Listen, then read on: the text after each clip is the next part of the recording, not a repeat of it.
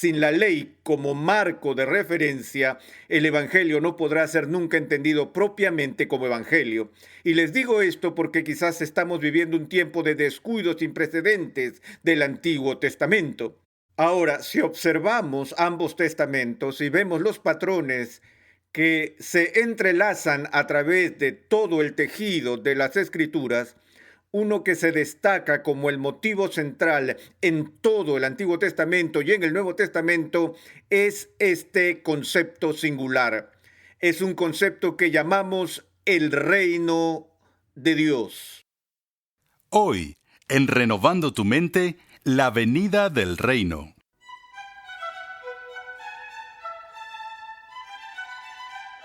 Gracias por acompañarnos una vez más mientras presentamos la 11ª parte de esta serie de 15 programas de enseñanza bíblica que hemos titulado El drama de la redención. ¿Qué tan cerca estamos del reino de Dios? Los creyentes del Antiguo Testamento esperaban la venida del reino. Pero, ¿qué pasa con los creyentes del Nuevo Testamento? ¿Todavía estamos esperando un avance futuro del reino?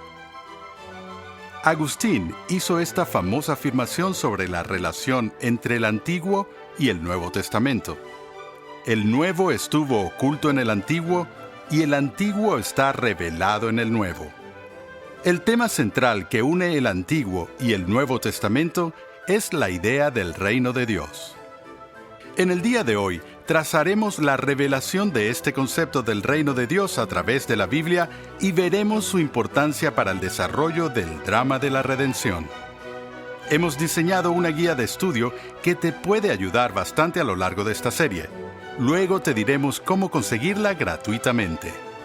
Pero antes, pasemos de nuevo al salón de clases a escuchar al Dr. R.C. Sproul en la voz de Pepe Mendoza. Mientras continuamos con el estudio del drama de la redención, una de las cosas que he estado tratando de darles a entender es la manera en que ese patrón armonioso y unificado fluye a través del Antiguo Testamento hacia el Nuevo Testamento. Recuerden la famosa frase de Agustín cuando dijo que el Nuevo estuvo oculto en el Antiguo y el Antiguo está revelado en el Nuevo. Lo que San Agustín estuvo diciendo es que si los cristianos van a entender el contenido de su fe, no pueden ignorar el Antiguo Testamento, porque toda la preparación para la venida de Cristo toma lugar en esa historia, y el Antiguo Testamento anuncia la venida de Cristo, predice la venida de Cristo y establece el marco de referencia para la venida de Cristo. Además, el Antiguo Testamento nos revela el carácter del Padre y el carácter de la ley del Padre, por la cual entendemos el ministerio de Jesús y el Evangelio. Sin la ley como marco de referencia, el Evangelio no podrá ser nunca entendido propiamente como Evangelio. Y les digo esto porque quizás estamos viviendo un tiempo de descuido sin precedentes del Antiguo Testamento. Ahora, si observamos ambos testamentos y vemos los patrones que se entrelazan a través de todo el tejido de las Escrituras, uno que se destaca como el motivo central en todo el Antiguo Testamento y en el Nuevo Testamento es este concepto singular. Es un concepto que llamamos el reino de Dios. El reino de Dios. John Bright, el famoso arqueólogo y erudito del Antiguo Testamento, una vez escribió un libro con este simple título, Reino de Dios. En el libro mostró cómo este motivo corre a lo largo de toda la Escritura y uno de los temas recurrentes de la Biblia que no debiéramos olvidar en términos del entendimiento del drama de la redención. Sabemos, por ejemplo, que en el Antiguo Testamento, al principio, el rey sobre este mundo era Dios mismo. Y cuando Él estableció a Adán y Eva en el paraíso, les dio dominio sobre todo el resto de las criaturas en el planeta. Pero ellos eran delegados, o lo que conocemos como vicerregentes, vicerreyes, reyes vasallos. Pero el Rey Supremo sobre el cielo y la tierra era Dios mismo. Y uno de los títulos para Dios en el Antiguo Testamento es el título Melec, una palabra hebrea para rey. Y así al principio Dios es visto y es glorificado como el Rey de la creación, el Dios de los ejércitos. Él es el Señor Todopoderoso quien gobierna sobre su creación de forma soberana. Y este Rey en el drama de la redención creó una nación única con los judíos y les dio como destino y obligación el ser un real sacerdocio. Un real sacerdocio que es uno que estuvo al servicio del monarca, quien era Dios.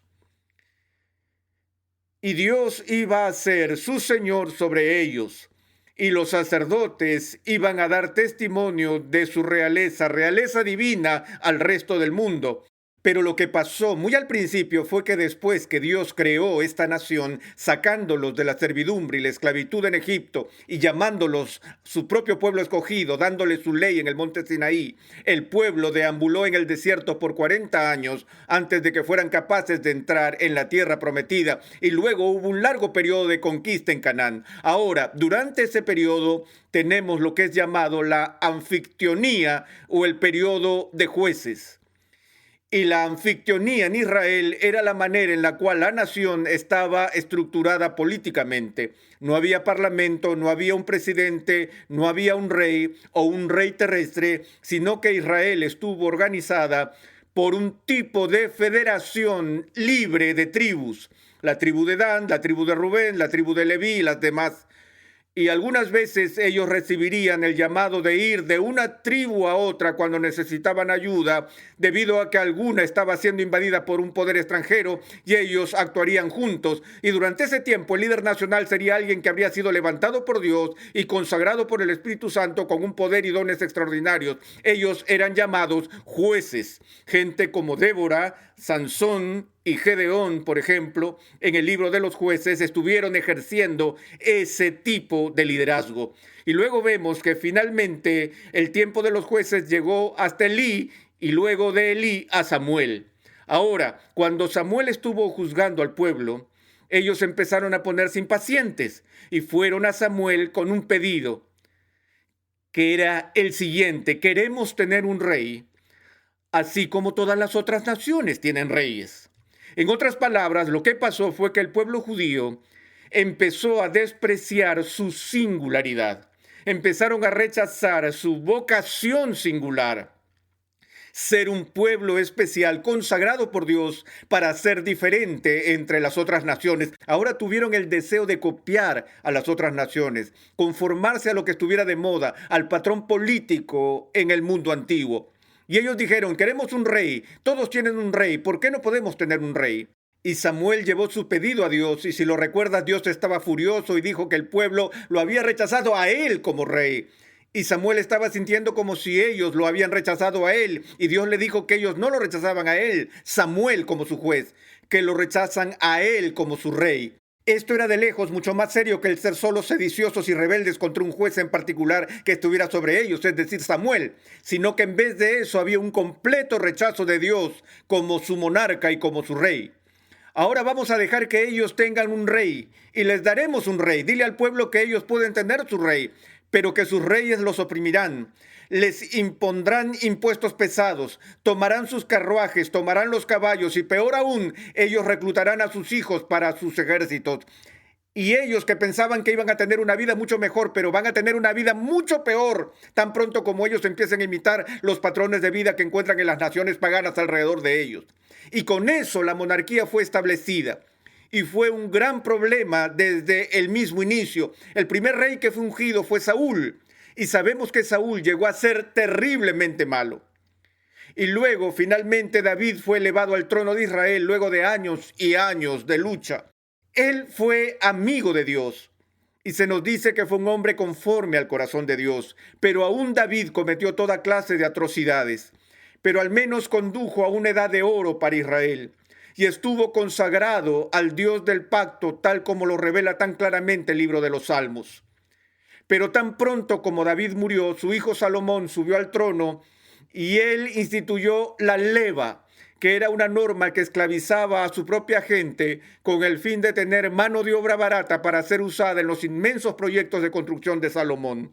Y la ironía de todo esto es que el pueblo judío tenía la llave de la cerradura cuando ellos habían sido todos rescatados y liberados de la esclavitud en la que habían estado por el faraón en Egipto. El faraón los usó como mano de obra esclava para construir las ciudades almacén del antiguo Egipto. Salomón hizo lo mismo.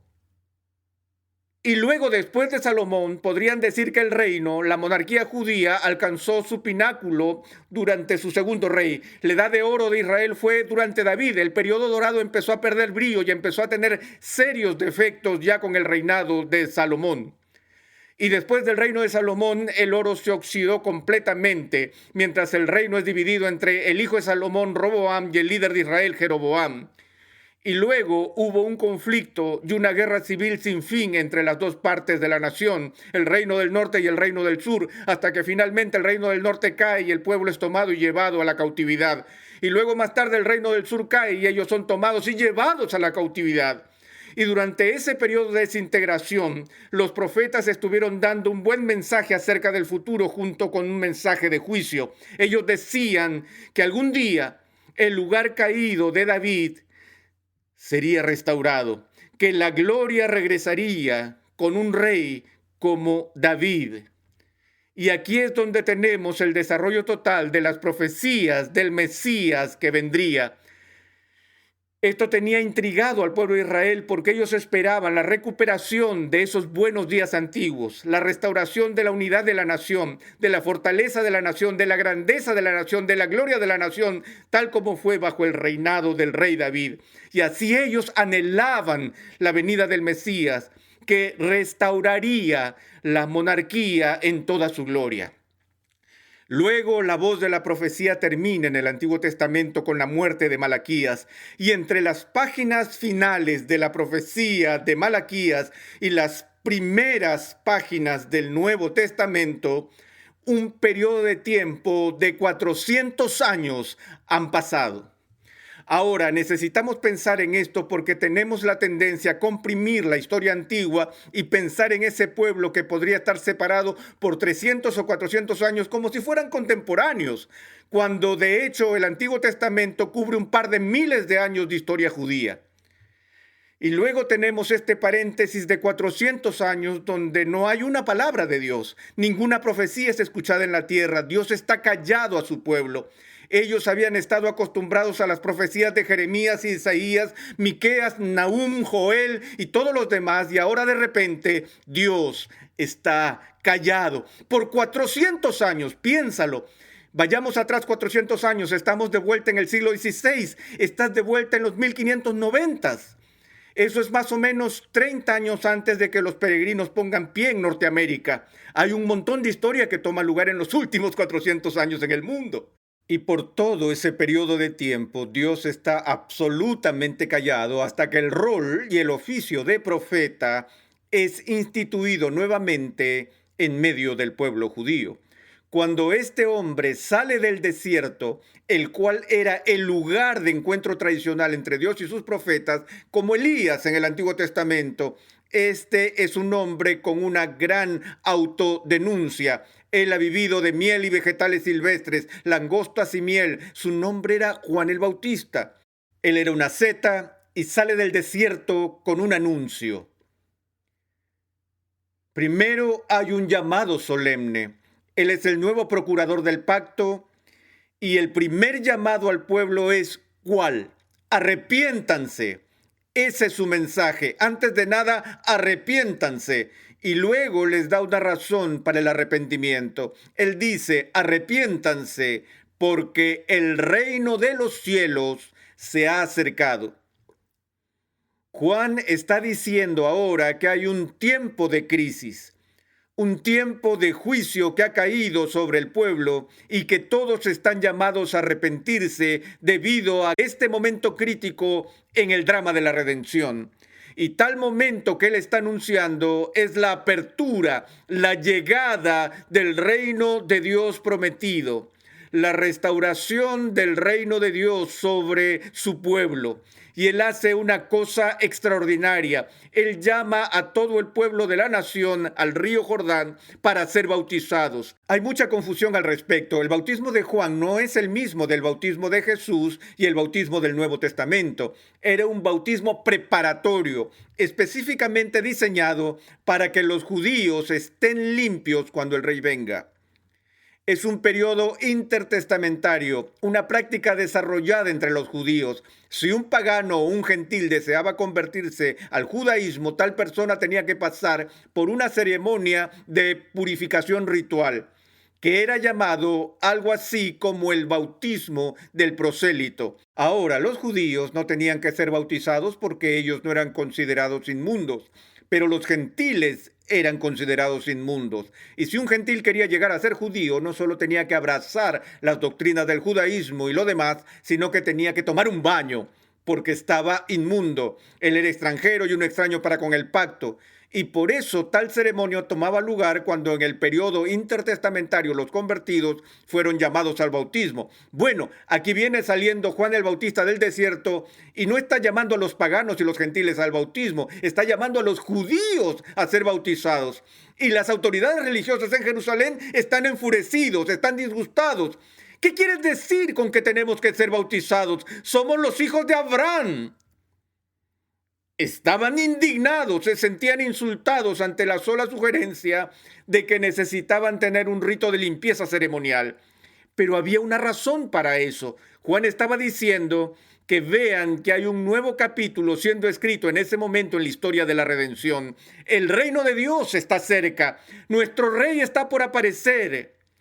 Y ellos no estaban listos para él. Necesitaban tomar un baño porque ellos, como pueblo de Dios, están inmundos. Y él anuncia la llegada del reino de Dios. Ahora, el énfasis en su anuncio, amados, está en su cercanía radical.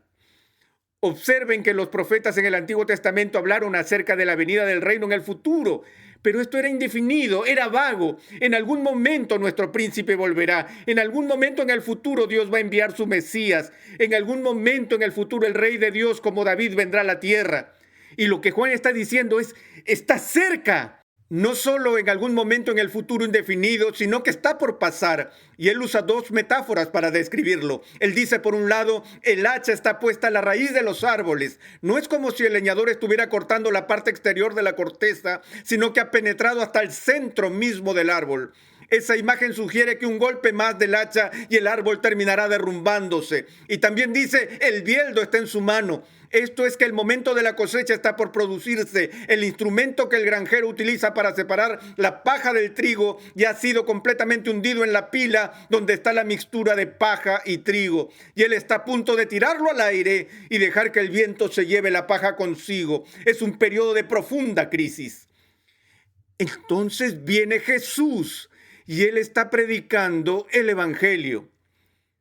Ahora, la palabra evangelio que ya hemos observado en otros contextos, pero déjenme decir esto de ella. En el Nuevo Testamento hay diferentes maneras en las que el término evangelio es usado. Si le pregunto hoy a una persona qué es el evangelio, de seguro diría, bueno, el evangelio es uno de los 4 libros que enseñan de la vida de Jesús, Mateo, Marcos, Lucas y Juan. Los llamamos evangelios porque son un género literario particular, una forma de presentar una biografía mostrando la persona y obra de Jesús. Cuando leemos a Pablo, cuando Pablo habla del evangelio de Jesucristo, porque para Pablo el contenido del evangelio es la vida y la obra de Jesús. Esas son las buenas noticias, cómo ha cumplido este drama de redención en su propia persona y a través de su propia obra. Pero cuando Jesús predica el evangelio, él no habla de un libro y Jesús no dice, estoy por predicarte el evangelio de Jesucristo. El evangelio que Jesús proclama es el evangelio del reino. Puedes notar eso mientras lees la Biblia, de forma particular mientras lees los evangelios y mientras escuchas las enseñanzas de Jesús. Mucho de su enseñanza se centra alrededor de parábolas, muchas clases de parábolas. Pero, ¿cuál es el motivo principal de las parábolas de Jesús?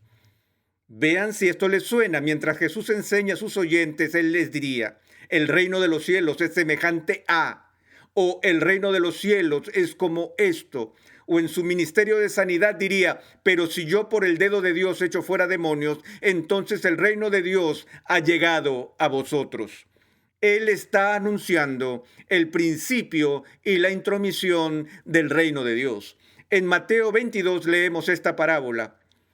Tomando la palabra, les habló otra vez en parábolas, diciendo: el reino de los cielos puede compararse a un rey que hizo un banquete de bodas para su hijo, y envió a sus siervos a llamar a los que habían sido invitados a las bodas, pero no quisieron venir.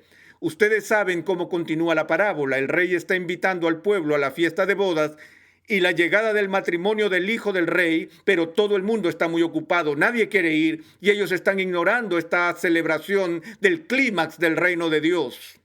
Y así Dios dice que está bien que ellos no vengan, que ahora vayan por los caminos y los senderos y que traigan esos extranjeros y esos extraños, gente que no tenga dinero, que los lleven, porque su hijo será honrado. El rey va a ser reconocido con propiedad. Y toda esta parábola está enfocada en la venida del rey, el rey que es rechazado por su propia gente. Y así, si es que vamos a entender todo el patrón de la Escritura, no nos atrevemos a pasar por alto esta idea central e importante del reino de Dios, que comienza en las primeras páginas de la Biblia y se extiende hasta el libro del fin o el Apocalipsis, donde se celebra la entronización de Cristo y los ángeles del cielo cantan: el Cordero que fue inmolado, digno es de recibir el poder, las riquezas, el honor, la gloria y la alabanza, porque su reino será por los siglos de los siglos. ¿Cuán a menudo has pensado en términos de esta idea central del Nuevo Testamento, el reino de Dios? No vivimos en una monarquía en Estados Unidos. De hecho, le tenemos una establecida alergia a los monarcas. Sin embargo, cada cristiano vive en una monarquía donde Cristo es llamado el Rey de Reyes y el Señor de Señores. Creo que uno de los errores más tristes que se ha difundido a través de una teología defectuosa es la idea de que el reino de Dios ya ha llegado a su plenitud. Hay quienes enseñan lo que se llama escatología realizada, que dicen que ya no nos queda esperar nada en términos de la consumación del reino de Dios. Creo que esto corre de forma contraria al Nuevo Testamento, el cual promete todavía un futuro para el pueblo de Dios, donde el reino de Cristo se manifestará visiblemente a su regreso. Pero hay otra seria distorsión, y es una posición que enseña y ha sido muy difundida, que el reino de Dios es completamente futuro, que el reino de Dios no ha llegado de ninguna manera, estado o forma hasta el momento. Y creo que esa posición no tiene el anuncio fundamental de Jesús mismo, el evangelio del reino de Dios, el cual ya ha empezado. El reino de Dios ha empezado y nuestro rey ya ha sido coronado. Él ya fue coronado e investido. Y mientras estoy hablando, Jesucristo es ya el Rey de Reyes y Señor de Señores. Eso es una realidad. Y el pueblo de Dios debe vivir como súbditos en una monarquía, sujetos a nuestro Rey.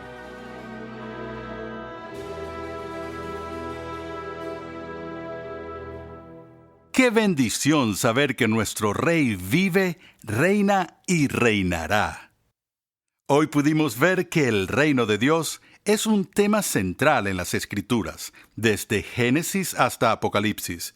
Muchos cristianos e iglesias profesan creer en la realeza de Cristo. ¿En tu vida diaria vives conscientemente como súbdito de Cristo el Rey? Si no, ¿qué puedes hacer para cambiar? Reserva un poco de tiempo esta semana para leer cuidadosamente y meditar sobre las parábolas del reino de Cristo. Considera las verdades expresadas en cada parábola y lo que significan para tu vida cristiana personal, para tu iglesia y para el mundo. En la cruz de Cristo somos testigos del evento culminante en el drama de la redención. Es la cruz a donde todo el Antiguo Testamento conduce y de la cruz procede todo el Nuevo Testamento.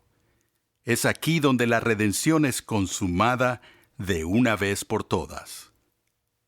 En la siguiente entrega de esta serie sobre el drama de la redención, el Dr. Sproul examina el trabajo expiatorio de Jesucristo en la cruz, explicando cómo fue que Cristo tomó la maldición de la ley en nuestro lugar.